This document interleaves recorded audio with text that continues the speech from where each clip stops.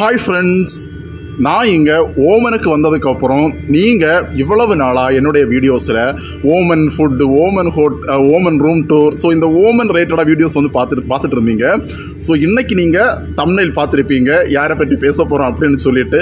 So நான் இதுக்கு முன்னாடி என்னுடைய வீடியோஸ் எல்லாம் பார்த்தீங்கன்னா கண்டிப்பாக ஒருத்தவங்களுடைய பயோகிராஃபியை நான் பேசியிருப்பேன். அவங்க வாழ்க்கை வரலாறு, கடந்து வந்த பாதை அப்படிங்கிறத பற்றி நான் வீடியோ வந்து ஷேர் பண்ணியிருப்பேன். ஸோ இன்றைக்கி நான் வந்து பேச போகிறது ஒரு ஃபேமஸான ஒரு சீரியல் ஆக்ட்ரஸ் கோமதி பிரியாவை பற்றி நான் இந்த வீடியோவில் பேச போகிறேன். ஸோ இதுக்காக இன்றைக்கி நான் அவங்கள பற்றி பேச போகிறேன். ஸோ எவ்வளோ பேர் இருக்காங்க, இருந்தாலும் எவ்வளவோ நம்ம நாட்டுக்காக பாடுபட்டவங்க, எவ்வளவோ ஆக்ட்ரஸ், ஸோ எவ்வளோ மக்களுக்கு நல்லது பண்ணவங்க இருந்தாலும் இவங்களை பற்றி நான் ஏன் பேச போகிறேன்னு பார்த்தீங்கன்னா இவங்க ரொம்ப ஃபேமஸ். ஸோ இப்போ வந்து ஃபேமஸையும் தாண்டி இவங்க கடந்து வந்த பாதை அப்படிங்கிறது வந்து ரொம்பவே கஷ்டப்பட்டு ரொம்பவே ஸ்ட்ரகிள் எல்லாம் தாண்டி தான் இன்றைக்கி வந்து இந்த ஒரு இடத்துக்கு வந்திருக்காங்க. ஸோ அவங்க லைஃப்பை பார்க்கும்போது என்னையே பார்த்த மாதிரி எனக்கு ஒரு ஃபீல் இருக்கும். ஸோ ஏன்னா அப்பா இல்லாமல் ஒரு தம்பி ஒரு தங்கச்சியை வந்து கஷ்டப்பட்டு படிக்க வச்சு வேலைக்கு போகிற அளவுக்கு கொண்டு வந்திருக்காங்க. அது மட்டும் இல்லாமல் ஒரு நேரம் சும்மா இருக்க மாட்டாங்க, எப்போவுமே ஒர்க், பார்ட் டைம் ஜாப், படிக்கிறது, நடிக்கிறது, ஸோ இந்த மாதிரி நிறைய ஒர்க் பண்ணி தான் இன்னைக்கு வந்து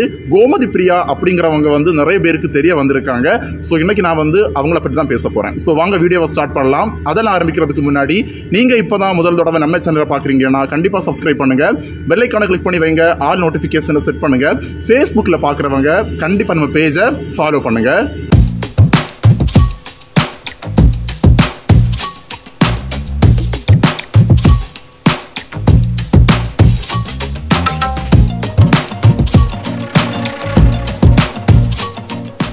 கோமதி பிரியா 1993 பிப்ரவரி மாதம் 8ஆம் தேதி மதுரையில் பிறக்கிறாங்க. சொந்த ஊர் பார்த்தீங்கன்னா மதுரை. சின்ன வயசுல இருந்தே நார்மல் ஸ்கூலில் தான் படிக்கிறாங்க, பெரிய பிரைமரி ஸ்கூலில் படிக்கல, கார்பரேஷன் ஸ்கூலில் தான் படிக்கிறாங்க.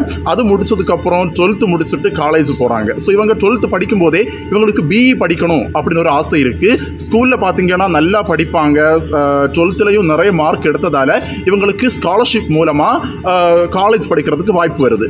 பிஇ படிக்கிறாங்க. பிஇ படித்து முடிச்சதுக்கப்புறம் என்ன பண்ணுறாங்கன்னு பார்த்தீங்கன்னா ஒர்க்குக்கு போகிறாங்க. ஒரு கம்பெனிக்கு வந்து ஒர்க்குக்கு போகிறாங்க. அந்த கம்பெனியில் வேலைக்கு போய் அந்த ஒர்க் அவங்களுக்கு பிடிக்காம வெளியில் வராங்க. ஸோ பார்த்தீங்க அப்படின்னா இவங்களுக்கு சின்ன வயசுல இருந்தே படிக்கிறது, படிச்சுட்டு இருக்கும்போதே வந்து பார்ட் டைம் ஜாப் பார்க்குறது, ஸோ இந்த மாதிரி வேலை எல்லாமே பிடிக்கும். படிப்பாங்க, வேலையும் பார்ப்பாங்க. தன்னுடைய அப்பா இறந்ததுக்கப்புறம் குடும்பத்தை நான் தான் பார்க்கணும், என்னுடைய தம்பி என்னுடைய தங்கச்சியை நான் தான் படிக்க வைக்கணும் அப்படிங்கிறதுக்காக சின்ன சின்ன வேலைகள் செஞ்சு குடும்பத்தையும் பார்த்துட்டு வராங்க, படிச்சுட்டும் வராங்க. படிச்சுட்டு இருக்கும்போதே இவங்களுக்கு மீடியாவில் ஒரு வாய்ப்பு வருது. மீடியாவில் பார்த்தீங்கன்னா மிஸ்டர் அண்ட் மிஸ்ஸஸ் சின்னத்திரை அப்படிங்கிற ஷோவில் சின்ன ஒரு பார்ட்டுக்கு இவங்களை வந்து கூப்பிடுறாங்க. ஏன்னா இவங்க அதுக்கு முன்னாடி டிக்டாக் வீடியோஸ் எல்லாம் பண்ணிட்டு இருந்தாங்க. ஸோ அந்த வீடியோஸை பார்த்து ஒருவேளை கூப்பிட்டுருக்கலாம். கூப்பிடும்போது இவங்களை மேக்கப் பண்ணி இவங்களை அழகாக மாற்றி கேமரா முன்னாடி கொண்டு விட்டு பண்ண வைக்கும்போது அதை பார்க்கும்போது இவங்களுக்கு ஒரு ஆசை வருது, நம்ம இது பண்ணால் என்ன, மீடியாவுக்குள்ளே வந்தால் என்ன அப்படின்னு சொல்லிட்டு மீடியாவுக்கு வரணும் அப்படின்னு சொல்லிட்டு ரொம்ப ஆசைப்படுறாங்க. இப்போ மீடியாவுக்கு வரணும் ஆசைப்பட்டவங்களுக்கு நடிக்கிறதுக்கு வந்து தெரியாது. ஸ்டார்டிங்ல நடிக்கிறது ரொம்பவே கஷ்டப்பட்டாங்க. நாம் இருவர் நமக்கு இருவர் அப்படிங்கிற சீரியல்ல ஒரு சின்ன ரோல் வந்து நடிக்க அவங்களுக்கு ஒரு வாய்ப்பு வந்தது. ஸோ அந்த ரோலை கரெக்டாக பண்ணாம அவங்களே சொன்னாங்க. ஸோ அவர் இன்டர்வியூ சொல்லியிருப்பாங்க, அந்த சீரியல்ல நானே அந்த ரோலை கரெக்டாக பண்ணலை அப்படின்னு சொல்லிட்டு ஸ்டார்டிங்கில் நடிக்கவே வரல. அதுக்கப்புறம் பார்த்தீங்கன்னா பாலா டைரக்ஷன்ல வர்மான்னு சொல்லக்கூடிய ஒரு படத்தில் வந்து நடிக்கிறதுக்கு ஒரு சின்ன ஒரு வாய்ப்பு கிடைக்குது. ஸோ அதுவும் பாலாவுக்கு தெரிஞ்சவங்க ரெக்கமெண்டேஷன் பண்ணி தான் அந்த ரோலுக்கு நடிக்க போறாங்க. அப்படி நடிக்க போகும்போது கூட அவங்களுக்கு வந்து பாலா சார் வந்து ஒவ்வொன்றா சொல்லி கொடுக்குறாரு. ஸோ நீங்கள் இப்படி தான் நடிக்கணும், நடிப்புனா இப்படி, ஒவ்வொரு சீனும் இந்த மாதிரி பண்ணணும்னு சொல்லிட்டு நடிப்புனா என்னென்ன தெரியாத கோமதி பிரியாவுக்கு நடிப்பை சொல்லி கொடுத்து அந்த படத்தில் நடிக்க வைக்கிறாரு. அதுக்கப்புறம் இவங்களுக்கு ஒரு சீரியலில் வாய்ப்பு வருது. ஓவியா அப்படின்னு சொல்லக்கூடிய சீரியலில் ஒரு ரோல் பண்ண வராங்க. அந்த சீரியலையும் கரெக்டாக நடிக்காமல் டேரக்டர்ஸ் வந்து சொல்லி கொடுக்குறத வந்து கேட்டு கேட்டு கேட்டு தானாக நடிக்காமல் டேரக்டர் என்ன சொல்கிறாங்களோ அதை வந்து தான் கேட்குறாங்க. ஒரு கட்டத்தில் டேரக்டர்ஸே என்ன சொல்கிறாங்க அப்படின்னா இந்த பொண்ணுக்கு எந்த ரோலுமே கொடுக்கக்கூடாது, ஏன்னா கரெக்டாக நடிக்கலை, ஆனால் நம்ம சொல்லி கொடுக்குறத கரெக்டாக பண்ணுற அளவுக்கு நல்ல ஒரு டேலண்ட் இருக்குது அப்படின்னு சொல்லிட்டு கோமதி பிரியாவை அந்த ஓவியா சீரியலில் வந்து நடிக்க வைக்கிறாங்க. கோமதி பிரியாவும் அந்த சீரியலில் நடித்து அந்த சீரியல் ஹிட் ஆனதுக்கப்புறம் அவங்களுக்கு விஜய் டிவியில் ஒரு வாய்ப்பு வருது, வேலைக்காரன் சீரியல். ஸோ விஜய் டிவியில் வேலைக்காரன் சீரியலில் வந்து லீட் ரோல் பண்ணி அந்த சீரியல் ஹிட் ஆகுது. அந்த சீரியலுக்கு அப்புறம் கோமதி பிரியாவுக்கு ஆக்டிங் எல்லாமே வந்து ரொம்ப சூப்பராக வருது. அதுக்கப்புறம் நடிக்கிறதுக்கு ஓரளவுக்கு தெரிஞ்சுக்கிட்டாங்க. அடுத்து அவங்க திருமதி ஹிட்லர் அப்படின்னு சொல்லக்கூடிய சீரியல் தெலுங்குல வந்து ஹிட்லர் ஹரிப்பெல்லம் அப்படின்னு சொல்லக்கூடிய நேமில் வந்து ரீமேக் ஆகுது. அந்த சீரியல் நடிக்கிறாங்க.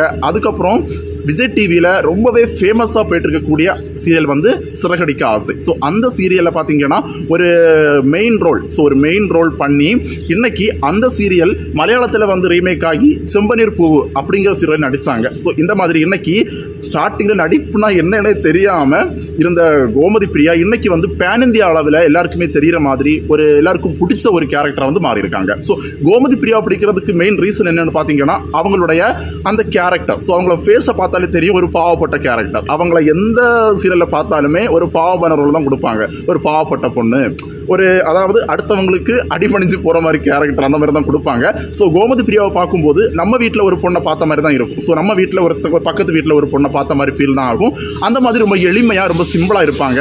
இன்னைக்கு சிறகடிக்க ஆசை சீரியல் மூலமாக நம்ம மொத்த பேன் இந்தியா மொத்த வேர்ல்டு எல்லாருக்குமே வந்து கோமதி பிரியாவை வந்து தெரியும். இப்படி தெரியக்கூடிய கோமதி பிரியா ஸ்டார்டிங் ஸ்டேஜ் பார்த்தீங்கன்னா ரொம்ப கஷ்டப்பட்டு தான் வந்திருக்காங்க. நான் சொன்ன மாதிரி அப்பா இல்லாமல் தன்னுடைய தம்பி தங்கச்சியை வந்து படிக்க வச்சு பார்ட் டைம் ஜாப் பார்த்து நடிக்க தெரியாமல் ஒவ்வொருத்திக்கிட்டே அடி வாங்கி தான் இன்னைக்கு வந்து நம்பர் 1 லெவலில் வந்திருக்காங்க. ஸோ இவங்க வாழ்க்கை வரலாறுலேருந்து நம்ம எடுத்துக்க வேண்டிய பாடம் என்னன்னு பார்த்தீங்கன்னா ஒரு கஷ்டம் வருது அப்படிங்கிறதுக்காக தோண்டு போகாமல் நீங்கள் மறுபடியும் அதில் வந்து அந்த ஃபீல்டில் உங்களுக்கு எந்த ஃபீல்டில் ஒரு சக்ஸஸ் நீங்கள் ஆகணும்னு நினைக்கிறீங்களோ அந்த ஃபீல்டில் நீங்கள் ஸ்டார்டிங்கில் உங்களுக்கு தோல்வி வரலாம். ஆனால் நீங்கள் அதையும் பொருட்படுத்தாமல் முன்னேறி போயிட்டீங்கன்னா கண்டிப்பாக நீங்களும் பேன் இந்திய அளவில் வெற்றி அடைவீங்கன்னு சொல்லிட்டு இந்த வீடியோவோட முடிக்கிறேன். ஸோ கோமதி பிரியாவை உங்களுக்கு எவ்வளோ பேருக்கு பிடிக்கும்னு சொல்லிட்டு கண்டிப்பாக கமெண்ட்ஸில் வந்து உங்கள் கருத்துக்களை ஷேர் பண்ணுங்கள். இந்த வீடியோவோட கிளம்புறேன். நாளைக்கு மறுபடியும் உங்களை இன்னொரு வீடியோவில் மீட் பண்ணுறேன். பாய்.